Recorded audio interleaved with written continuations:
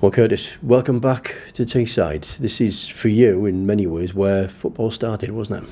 Yeah, definitely, no doubt about it. Synonymous, I think, with Middlesbrough. Wherever I go, everyone seems to mention Middlesbrough. Whatever team I coached, still synonymous with the area, the Teesside area and stuff. So it was a bit of a whirlwind. Came out of the blue, which is something I wasn't expecting and all that. But what a brilliant surprise and what a brilliant chance to come back to the club and working with the first team. I've worked at a lot of different age groups through the academy and that, and to come back one day, be involved in the first team is fantastic. Yeah, you wouldn't exactly have to put the coordinates into your sat-nav to find your way, would you? It was fantastic, to be fair. I even knew my way from the QPR training ground to here, which is, I think it was 270 miles door to door, back to Teesside one night a week. So it's going to be great to be able to be at home as well. But really, I've come for the football. I love football, as we all do. You probably know me in that. Well, you do know me, Coxie. So it's one of those important things for me, and it's a great chance to I think it's a great club, but a good chance to work with a very, very good manager. You and I have known each other a long time. We were talking a couple of weeks ago, and there was no indication then that you were coming back. We were talking at the QPR Middlesbrough game, and you were saying you were fine, everything was happy, life was good. No indication you were coming back. No, and that was it. I don't think I would have left for any other club, if I'm honest with you. It doesn't matter what position QPR were in. I really enjoyed working with Ian Holloway, great guy, good people around the club, like Borough. You know, a lot of people who've been there a lot of years have a real affinity for the club, so it was a great place, great working environment. But to get a chance to come back to this club is, I had a chance a few years ago to do it, and I didn't do it out of loyalty. I promised someone I would stay with them and I wouldn't leave, and I passed up on that chance. But Ian Holloway sent me away with my blessings.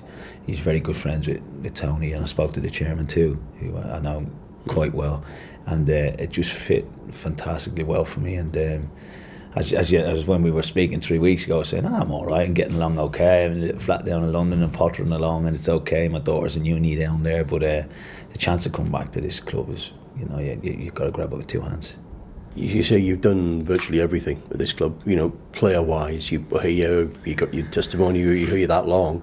You've got a great affinity with the fans. You moved into the academy. You know the place inside out. It didn't need any selling to you. And the two managers that you just mentioned there's great similarities between the two of them there as well, so even that won't really take any getting used to.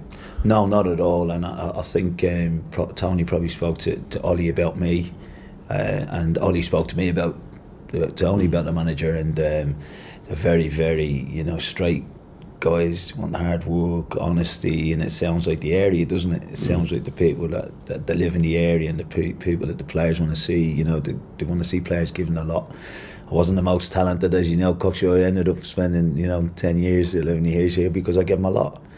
I do the same as a coach. Really, never get above my station and that. Work very hard, and then hopefully everything comes with that, like it did at Middlesbrough the rest of my career. So I enjoy the coaching, but again, a chance to come back here, I just put the badge back on and it just seems right. And I met Steve Gibson after the QPR game, and again there was no inklings of it, there was no talkings of it, and he said to me, it still looks a bit different, you sat in a different dugout. And little did I know that a few weeks later I would end up hopefully on this Saturday singing the Borough dugout, and hopefully we're overseeing a win.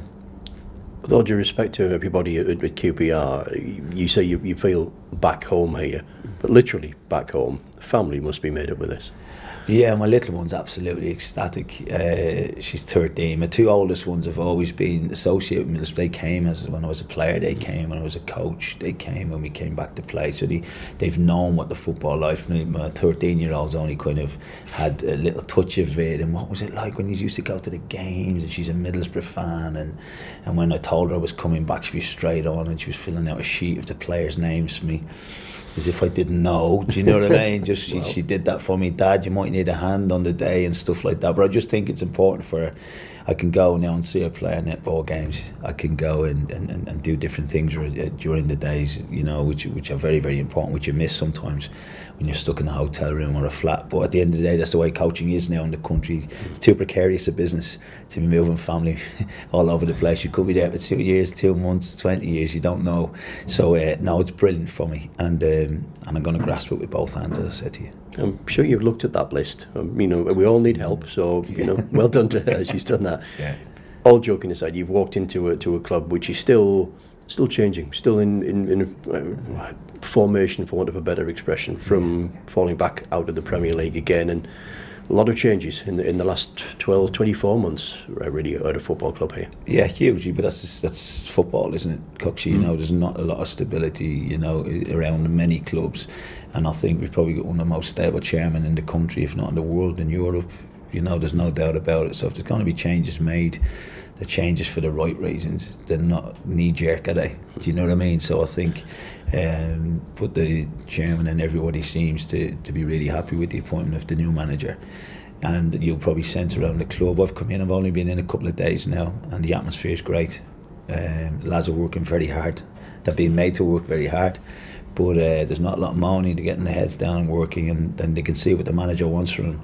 And I think if everyone in the club knows what the manager wants from them, it really helps, because then it knows that we're all kind of involved and pushing the right way. There's no cliques, there's nothing like that. As the gaffer said to me, he wants one big family, and I think he's come to the right club for that. Very simple, really. You're in or you're out. There's no middle ground here. No, but there shouldn't be. Do you know what I mean? That's always bigger than everyone, I think. And sometimes you get carried away with players, and you get away with the name and stuff like that, but the club will always be there. And when you've got someone who cares about the club and comes in to look after your club, then I think all the fans and all the people in the area have to back him on that. And as staff, we all will as well. Do you know what I mean? So I think that, yeah, I'm a little bit biased about Middlesbrough and stuff like that, but at the end of the day, that's why we're here. So we get ready to work for the badge, and then, you know, hopefully, you know, the gaffer can get us where we want to go. Great to see you back, Curtis. Thanks very much.